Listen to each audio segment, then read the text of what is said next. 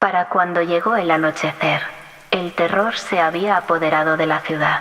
Los hospitales reportaban casos inexplicables.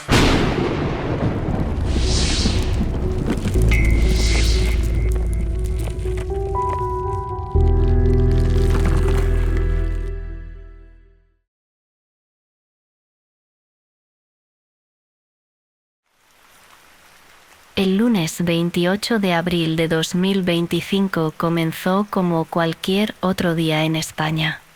Nadie podía imaginar que pronto se convertiría en uno de los días más terroríficos en la memoria reciente del país. Fermín Olazábal aparcó su furgoneta de reparto frente al edificio de apartamentos en las afueras de Madrid. Eran las 12:15 del mediodía, y llevaba toda la mañana entregando paquetes. Solo le quedaban 3 entregas más antes de su descanso para comer. Mientras organizaba los paquetes en la parte trasera de la furgoneta, notó algo extraño. Las luces de la calle parpadearon. 1, 2, 3 veces. Luego se estabilizaron. «Qué raro», murmuró para sí mismo, sin darle mayor importancia.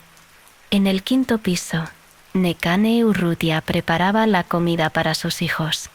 La radio sonaba de fondo con las noticias del mediodía. El locutor comentaba algo sobre fluctuaciones energéticas menores reportadas en algunas provincias durante la mañana. Nekane apenas prestó atención mientras cortaba verduras. Su hijo pequeño, Unai, de 6 años, jugaba con sus coches de juguete en el suelo de la cocina. «Mamá, mi coche hace ruidos raros», dijo el niño. Nekane miró hacia abajo. El cochecito a pilas de Unai avanzaba y se detenía sin que el niño tocara el control remoto. Las luces del juguete parpadeaban erráticamente. «Se estarán gastando las pilas, cariño», respondió ella, volviendo a sus tareas. A las 12:33 exactamente, todo cambió. Las luces se apagaron de golpe. No solo en el apartamento de Nekane, no solo en el edificio, en toda la ciudad, en todo el país. Fermín estaba en el ascensor entre el 3.er y 4.º piso cuando ocurrió. El cubículo metálico se detuvo bruscamente, dejándolo atrapado en la oscuridad total. Su teléfono emitió un pitido y luego murió. El silencio que siguió fue absoluto, opresivo, como si el mundo entero contuviera la respiración. «¿Hola? ¿Hay alguien ahí?», gritó, golpeando las puertas metálicas. Su voz sonó apagada, como absorbida por la oscuridad. En el 5.º piso, Nekane soltó el cuchillo que sostenía. El sonido metálico al golpear el suelo hizo que Unai comenzara a llorar. «Tranquilo, mi vida, solo es un apagón», dijo ella, intentando ocultar su propio nerviosismo. «Voy a buscar unas velas». A tientas, Nekane avanzó hacia el armario de la cocina, donde guardaba las velas de emergencia. Sus dedos tocaron algo frío, húmedo. Retiró la mano con un grito ahogado. «¿Qué es eso?», pensó, con el corazón acelerado. Reuniendo valor, extendió la mano de nuevo. Esta vez, sus dedos encontraron las velas. Las encendió con manos temblorosas. La débil luz revelaba una cocina normal. No había nada extraño, y sin embargo, esa sensación, húmeda y fría, persistía en sus dedos. Para las 2 de la tarde, la situación en toda España era caótica. Sin electricidad, los teléfonos móviles murieron rápidamente. Las radios a pilas se convirtieron en el único enlace con el mundo exterior. Fermín seguía atrapado en el ascensor.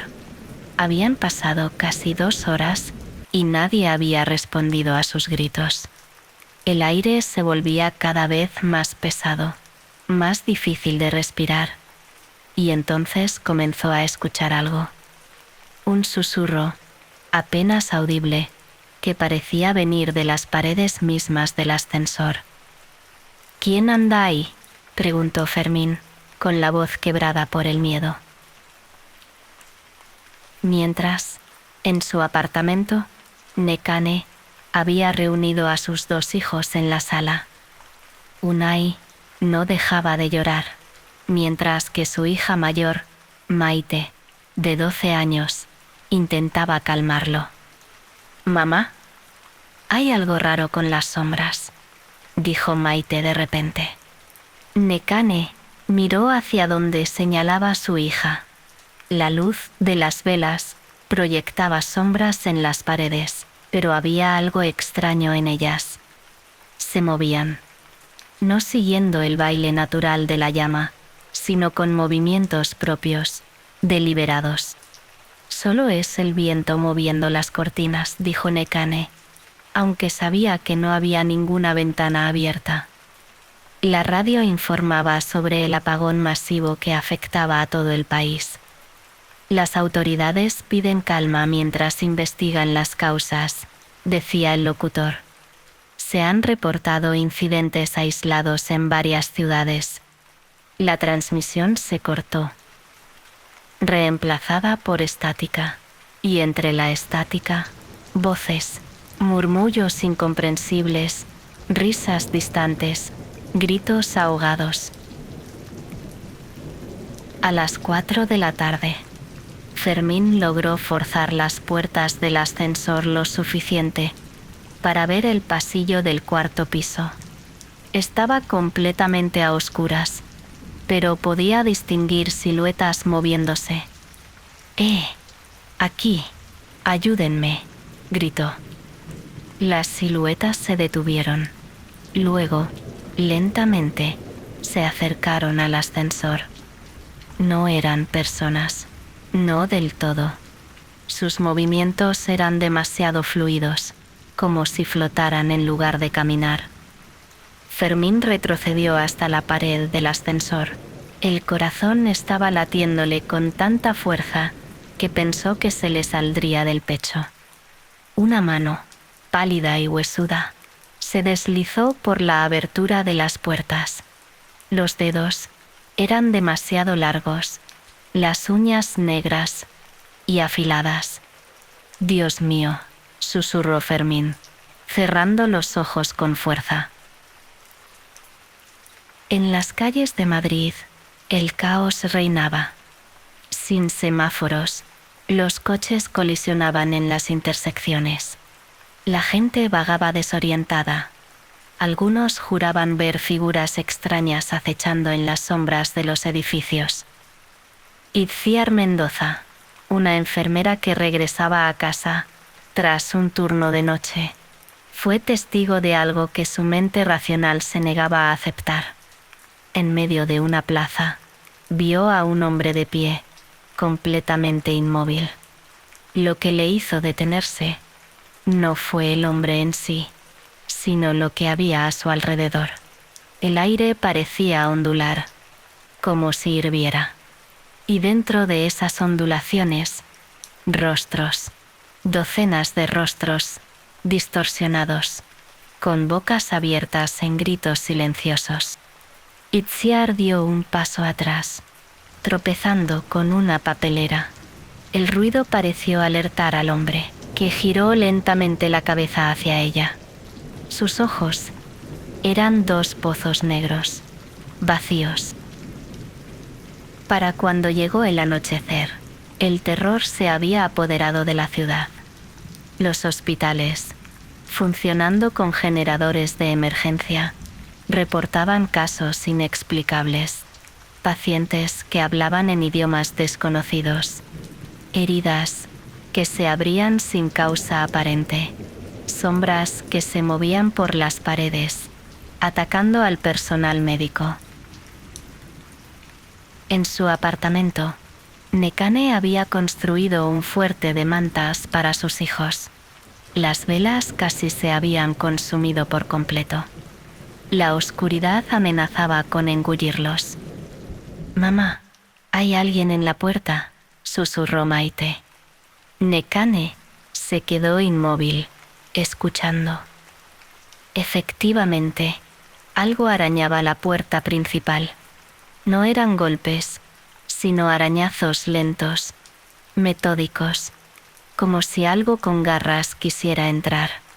«No hagáis ruido», susurró a sus hijos. Los arañazos continuaron durante lo que pareció una eternidad. Luego, silencio. Y después, una voz.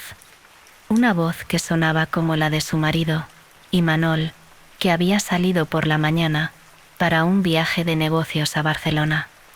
«Nekane, abre la puerta. Soy yo». Pero había algo mal en esa voz. Un tono metálico, inhumano.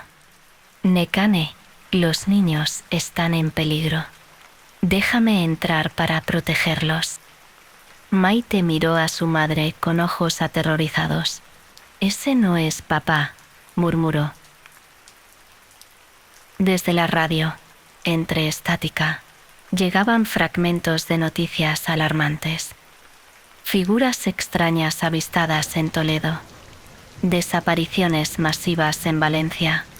Autoridades impotentes ante lo que describen como eventos inexplicables. Fermín se acurrucó en la esquina del ascensor, intentando hacerse lo más pequeño posible. Las manos seguían intentando alcanzarlo a través de la abertura de las puertas. Eran más ahora, docenas de ellas, pálidas y huesudas, con dedos que se extendían imposiblemente. «Esto no es real», se repetía a sí mismo. «Es solo el miedo, la falta de oxígeno. Me estoy volviendo loco». Pero sabía que no era así. Algo había entrado en nuestro mundo con el apagón. Algo que siempre había estado ahí, al otro lado de una barrera invisible que la electricidad, de algún modo, mantenía intacta. En las calles, la gente comenzaba a comportarse de manera extraña. Caminaban en línea recta, sin desviarse, con la mirada fija. Algunos se detenían de repente, quedándose perfectamente inmóviles durante horas. Otros repetían gestos, una y otra vez, como si estuvieran atrapados en un bucle. Itziar se había refugiado en una farmacia abandonada.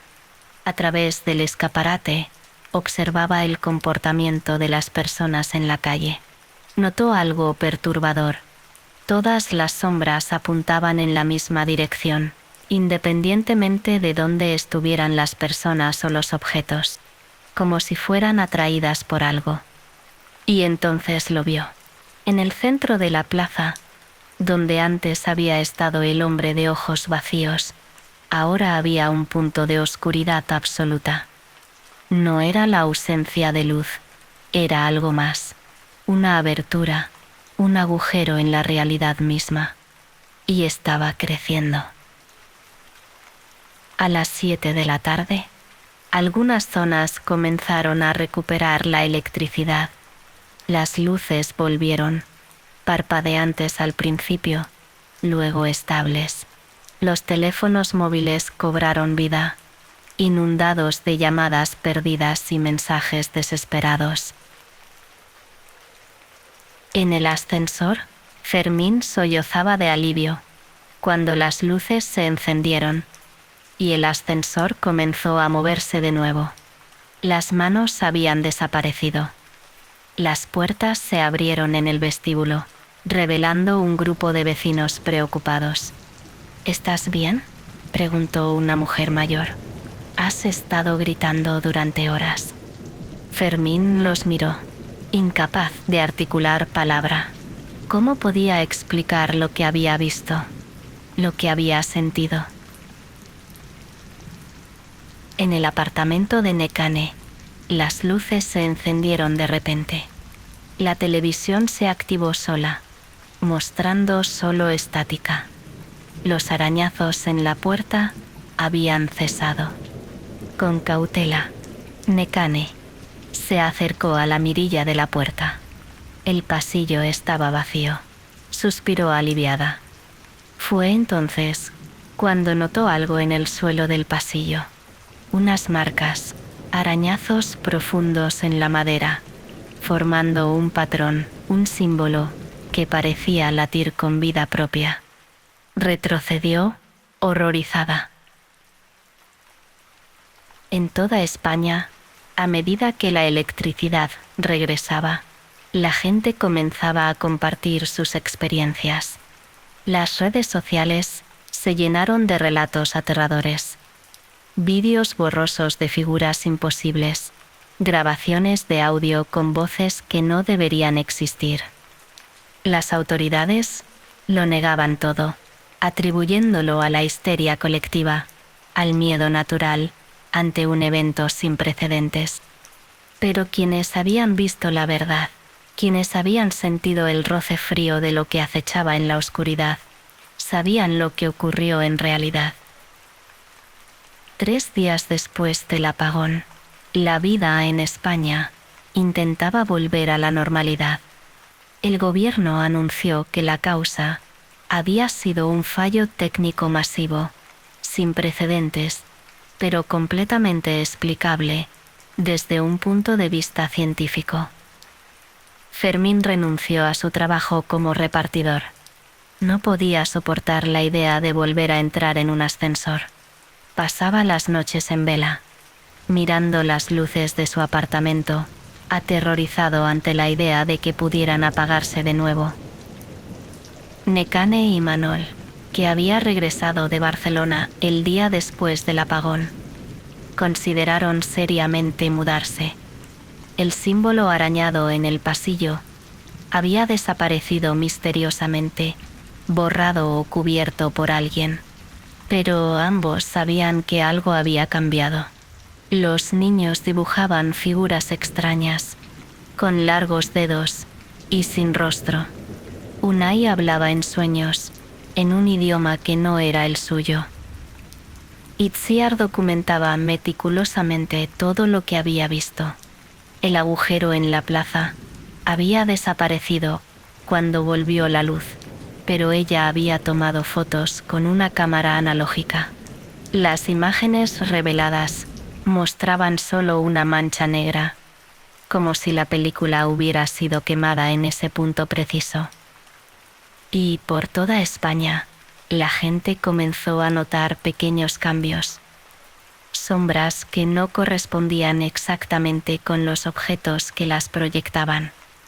Reflejos que se movían un instante después que sus dueños. Susurros en la estática de las radios y televisores. El apagón había terminado, pero algo había quedado atrás. O quizás algo había entrado. En los meses siguientes, los expertos analizarían el evento desde todos los ángulos posibles. Hablarían de fallos en cascada, de vulnerabilidades en la red eléctrica, de coincidencias estadísticas.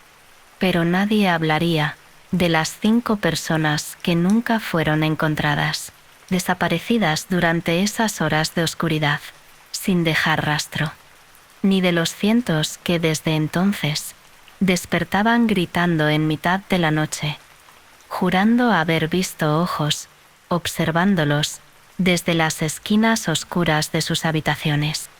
Nadie hablaría de cómo, desde aquel día, todos temían secretamente la oscuridad de una manera que iba más allá del miedo infantil. Un miedo primordial, visceral, al entender que lo que nos separa de lo desconocido es tan frágil como el filamento de una bombilla.